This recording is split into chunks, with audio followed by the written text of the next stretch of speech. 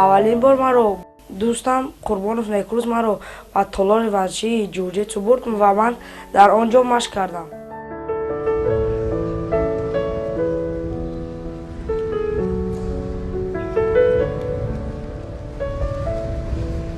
ва ман ба хона омадам ба модарам гуфтам ки ман дар ҳамин толори варзишии ҷуҷитсу ман мехоҳам ки тамрин кунам ва модару падарам розӣ шуд ва ман машқамро давом додам. тӯли 8 сол 8.5 сол мешавад ки ман дар ин намуд тамрин мекунам.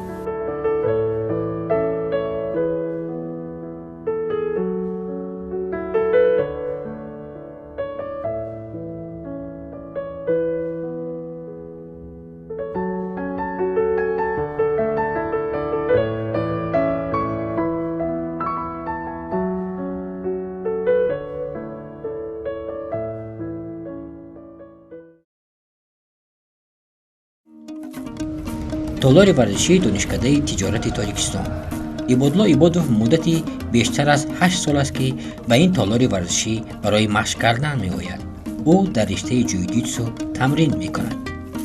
намуди варзишии ҷуҷитсу хеле ба ман маъқул аст ки дар ҷуҷитсу ҳолатҳои партерӣ мегирӣ, партер масалан буғӣ кардан, усулҳои лад додани пой ва ҳаминро ман дӯст медорам. ман мехоҳам ки ба ҳама тавсия диҳам ки намуди ҷуҷитсу аз ҳама намуди хубтарин мебошад. усули аз ҳама ба ман махуб ин усули лад додани даст ва аз кимоно буғӣ кардан мебошад. ибодулло Ибодов чорумин фарзанди хонадон аст. то ба дунё омадани ӯ дар оила 3 нафар духтарча буд. дар ибтидо волидонаш ҳеҷ андешаи ба ҷодаи варзиш рафтани ӯро надоштанд. аз аввал ман мехостам ки мисли бародарам соҳаи вай бараванд, калон шаванду соҳаи ҳифзи ҳуқуқ бараванд. лекин ҳама хел дидам ки фақат дар берун медавиданду давтоз мекарданду фақат ҳами вайҳои машқва ҳаракат мекарданд. барои ҳамин нигоҳ кардам ки пурсидам ки Бодуллоҷон чӣ мехоҳӣ шудан? дар оянда чӣ мехоҳӣ шудан? ки хандида нигоҳ кардам гуфт ки ман варзишгар мешавам. дар наздикии маҳаллае ки оилаи Ибодовҳо зиндагӣ мекарданд, чанд муддат буд ки толори варзишии ҷуҷитсу фаъолият мекард ва Ибодулло ҳамроҳи рафиқони давраи кӯдакиаш медид ки бачаҳои ҳамсоли ӯ ба ин ҷо омада машқ мекарданд. шавқи тамрин кардан ӯро низ боло гирифту аз модараш исрор кард то ба ин ҷо барои машқ кардан ояд. пишти хона монда зал буд. баъд ами омад гуфт ки очаҷон ман мерем аминҷа залк шудагиам. гуфтам рафтем гирифта бурдем рафтем якҷоягӣ рафтем аму зал хайдр омадан ино вай ка шинос шудем ману вайш устодшон қате кардан инуш рафт машқо ман рафтам хона. дар толори варзишӣ бори аввал Ибодуллову модарашро мураббии риштаи ҷуҷитсу Алиҷон Давлатов истиқбол гирифт. вақте ки он модараш ба толори варзишӣ овард, ӯро мо дидем дар симои вай як чеҳрае буд ки вай ҳамчун симои аз ӯ боварӣ буд ки ҳамчун варзишгари нағзе мешавад дар оянда. ва ӯро мо қабул намудем ва дар толори варзишӣ машқ ва тамрин медодем.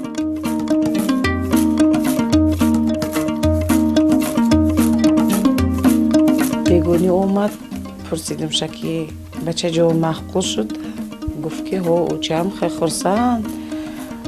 ман гуфтам хай бачаам маҳқул кишида бошад, хай инаш боваи ту агар ҳамон қадар завқ одам меган ку ҳар як вайда ҳамон қадар завқ дошта боша ҳамон қабо вай пешравид мешавад.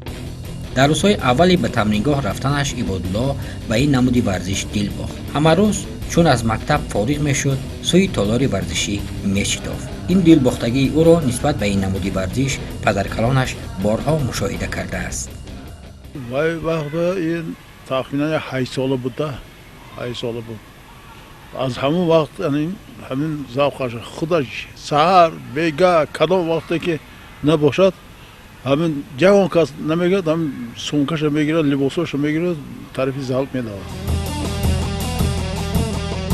روزها میگذشت. عبادالله روز تا روز اصولهای گوناگون ورزشی جوجیتسو را از خود میکرد و ملکه خود را بالا میبرد. نهایت فرصت فرا رسید که او باید خود را بیرون از این تالار معرفی کند.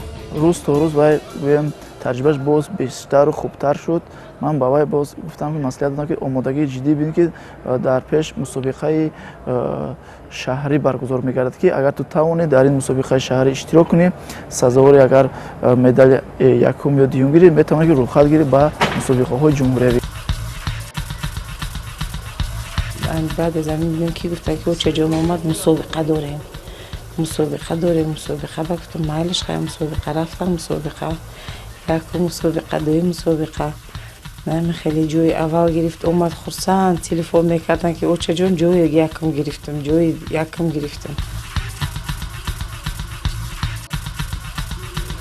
در چمپیونات شهری دوشنبه باید به نمود جیوجیتسو اشتراک نمود و در آنجا حریفای خود را با آسانی یعنی با اصولهای لدودن، اصولهای پارتری، اصولهای مثلا نظارتی در حالت پارتری با آسانی مغلوب ساخت و سزاوار مدال طلا گردید. همینطور عبادالله با غالبیت در مسابقه شهری و مسابقه‌های جمهوریوی راه یافت. مشقم را دوام دادم و در چمپیوناتی در جمهوری تاجیکستان چمپیونات برگزار گردید. من در همون جا سزاواری جای نمایان میگشتم، جای اول و جای دوم میگشتم. من رو افتادن میشدم. از طرف فدراسیون باز سزاوار کمربندی خاکستران گردید. باز هم ذوقش زیادتر گردید و باز بعد از آن چمپیونات جمهوری تاجیکستان داری گردید که در آنجا بین نورسان بود که اشتراک نمود و در این مسابقه جمهوریوی سزاوار مدال طلا هم گردید. شمار پیروزی‌های عبادالله در مسابقه‌های جمهوریوی خیلی زیاد است. چندین مرتبه از ورزش جوجیتسو در میان نورسان چمپیون تاجیکستان گردید. این پیروزی‌ها راهی او را به مسابقه‌های بین‌المللی باز کرد. مشقم را دوام دادم در این نمود ورزش. من خیلی شوقمند شدم و من باز کوششی سخت‌تر کردم در این نمود و من در سال 2017 که در شهر ابوظبی چمپیونات جهان برگزار گردید در آنجا من 3 حریف داشتم و هر 3 آنها رو مغلوب کرده سزاوار جای اول گشتم.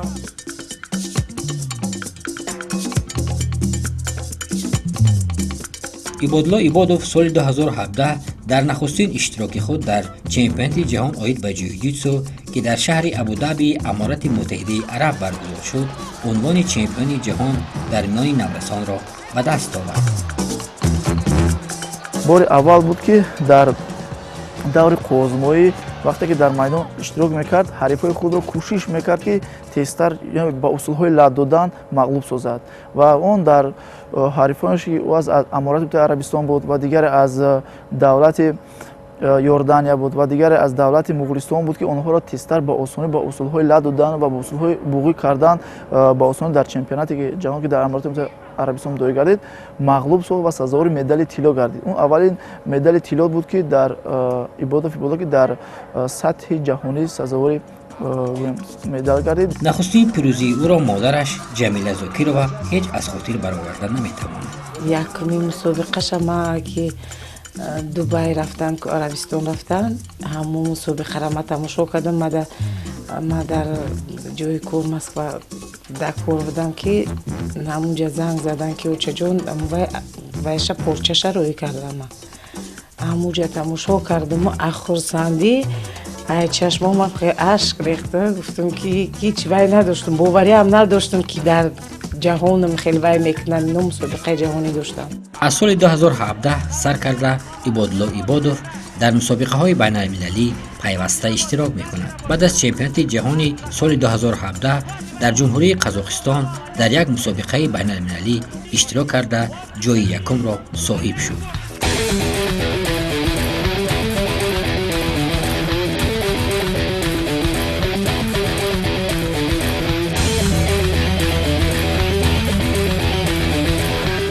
در سال 2017 ایبادلا با پیروزیش در چمپیونات جهان با جایزه پرزیدنت جمهوری ترکستان سرفراز گردانده شد. از طرف کمیته کار با جوانان ورزش و سایر نزد حکومت جمهوری ترکستان با او با گرفتن نامزد استاد ورزش سزاوار دانسته شد. باز مشق‌های خود را جدی‌تر می‌کرد و در مسابقه‌های سطح جمهوری و در مسابقه‌هایی که در جمهوری ترکستان دایر می‌گردید با نمود رشته ورزش جیوجیتسو اشتراک می‌کرد و تمرین می‌نمود. باز سزاوار جایزه پرزیدنتی گردید در سال 2017 که این سال یک سالی بود که برای فدراسیون ملی جیوجیتسو جمهوری ترکستان از سال پربرار بود. چمپیونی جهان در ورزش جیوجیتسو ایبادلا ایبادوف از زمره آن نفران است که امروز می‌سازد که به افتخارش یک کف‌کوبی کنیم و برای گرفتن جایزه پرزیدنتی و مبلغ 12500 سومانی ایشان را به صحنه دعوت کنیم. ایبادلا ایبادوف 2 سال پی در هم سالهای 2017 و 2018 جایزه پرزیدنت جمهوری ترکستان را صاحب شده است. او نه تنها در مسابقه‌های بین‌المللی میانی نورسان غالب آمده است، بلکه سال 2018 در چمپیونات جهان میان جوانان نیز اشتراک کرده است. من در سال 2018 که در عربستان چمپیونات جهان برگزار گردید بین جوانان، در آنجا من سزاوار جام اول گشتم. در آنجا من 3 حریف داشتم، 3 آنها را مغلوب کرده سزاوار جام اول گشتم.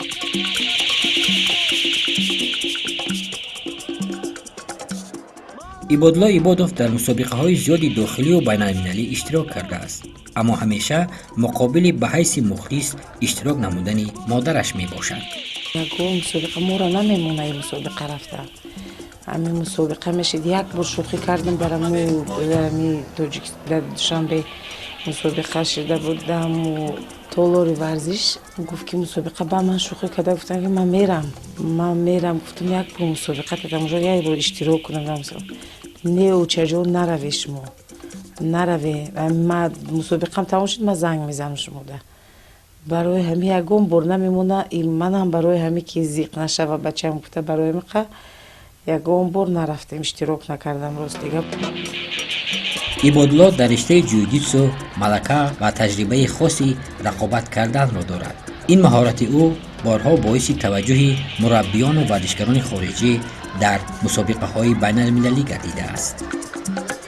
ورزشکارایی بودند که بیرون از کشور بیرون از دیگر دولت‌ها بودند، حتی ایبادلا را همشون میشناختند، همشون توجیه گفته در چمپیونات جهان و همشون یک ورزشکار بهترین این ساحه جیوجیتسو گفته در سطح جهانی اعتراف میکردند و حرمت میکردند و از اون حتی گویم بعضی اصول‌های نمود جیوجیتسو رو میپرسیدند. در سال 2019 ایبادلا در چندین مسابقه‌های بین‌المللی اشتراک کرده است. سرکرده از مسابقه بین‌المللی جمهوری قزاقستان، امارات متحده عرب و جمهوری مغولستان که مقام‌های یکم و دوم را صاحب شده است. در سال 2019 در گران پریکس در شهر نورسلطان برگزار گردید. من در آنجا 4 حریف داشتم. هر چای آنها را مغلوب کرده سزاوار جام اول گشتم.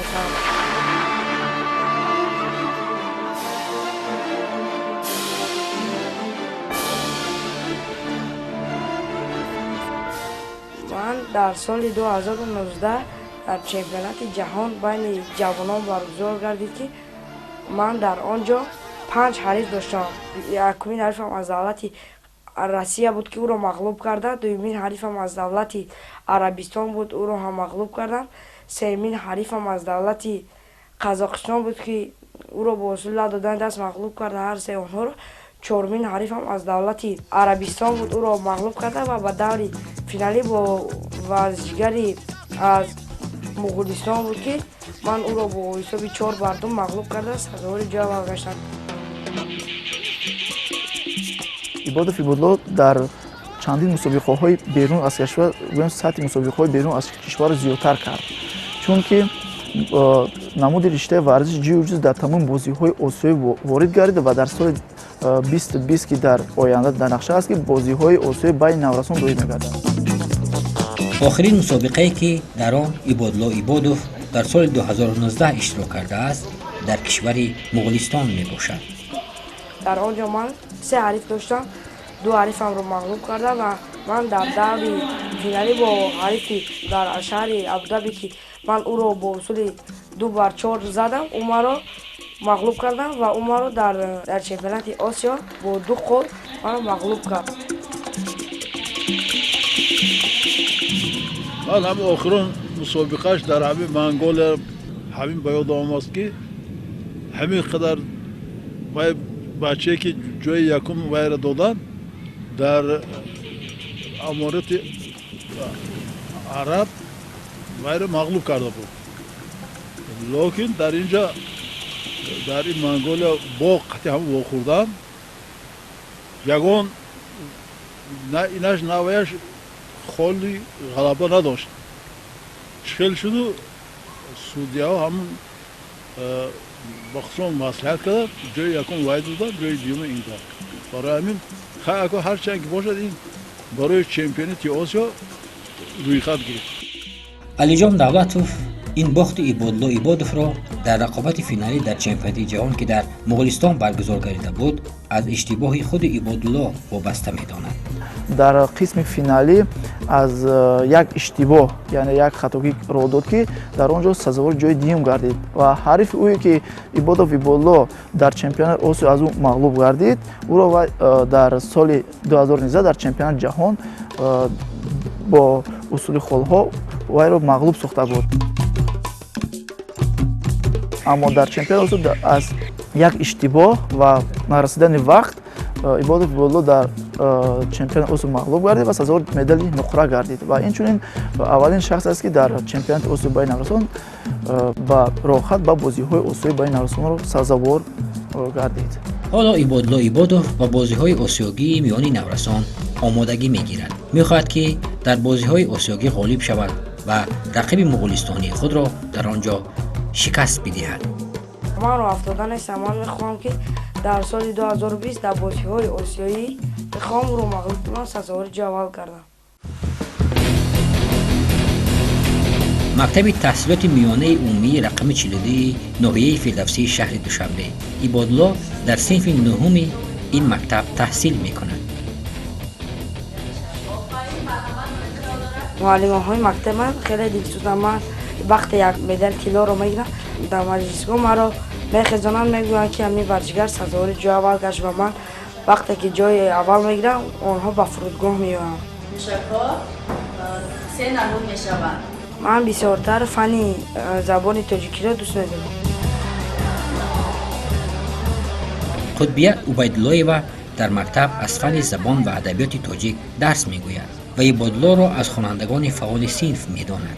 یکی از شاگردان بالایقت بهترین صنف من به حساب می‌رود و در درس‌ها هم با تیاری خوب با اشتراک نمونوی اشتراک می‌کند و همیشه حرمت و احترام به نسبت آموزگاران هم ظاهر می‌نماید. ما با او در این جاده برباری‌ها کامل و زیادی را تمنا می‌نماییم. او بیشتر به فن ورزش دقت جدی می‌دهد و در درس‌های ما هم با بهای 4 و 5 اشتراک نماید و از درس‌ها هم همیشه با تیاری خوب می‌آید.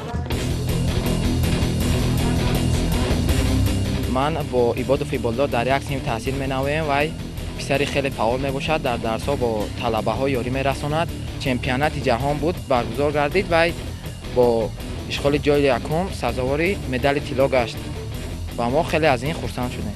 همه وقتی که از مسابقه ها می آمد ما را یک هیجان فرا می‌گیرید. وقتی که با غالبیت آمد ما آن را با همصنفانمان در فرودگاه انتظار بودیم. از میان همصنفان سامان کشورov در برابر ایبادلو مشق ورزش می‌کند. سامان در رشته گشتین زودا تمرین می‌نماید. ما بسیارتر با همراه ایبادلو در تالار مکتب یعنی در زل با هم آزمایی میکنیم، یک رقابت دوستانه میکنیم و خیلی با قوت است. من آموختم از آن جمله باله‌های دست، اسب، پاچه و غیره ها رو من از ایبادلو. حالا ایبادلو ایبادوف همراه تقایش امید سالیوف زندگی می‌کند. امید سالیوف در لحظه‌های فارغ از کار در میدانچه نزد محله‌شان با ایبادلو یک جای تمرین می‌کنند. مسابقه‌ای که در ابودابی گذاشته بودند سال 2017 بودم.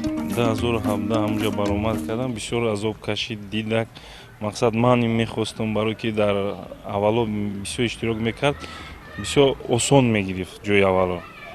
ҳамин ҷава камтар заҳматаш зиёд шуду, меҳнаташ зиёд шуда, бисёр азоб кашид. Баъд ман ҳамонро дидам ва ба ӯ фаҳмондам ки мақсад зиёдтар кардан дар кора.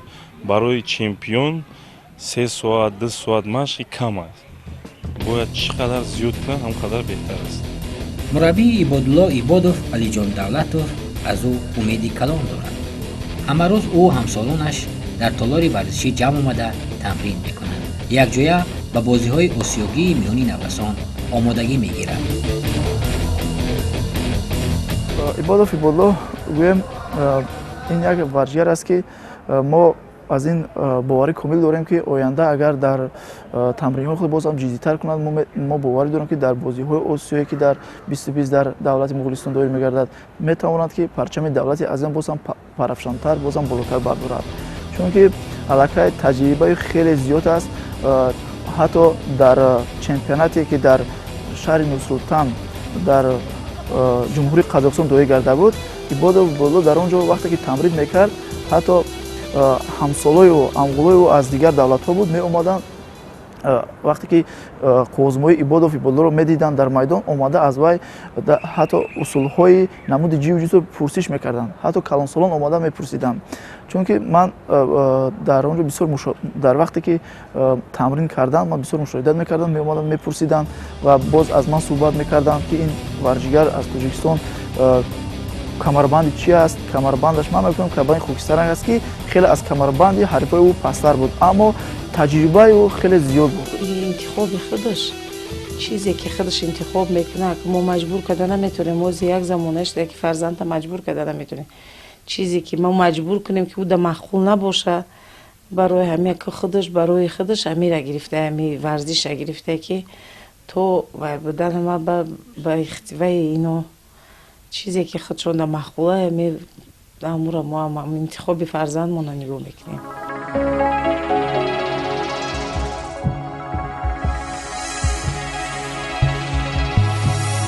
ибодулло Ибодов 4 карат чемпиони ҷаҳон миёни наврасон дар риштаи ҷиу-ҷитсу мебошад. ӯ ин муваффақияти хешро мехоҳад ки дар миёни калонсолон ҳам оянда ба даст оварад.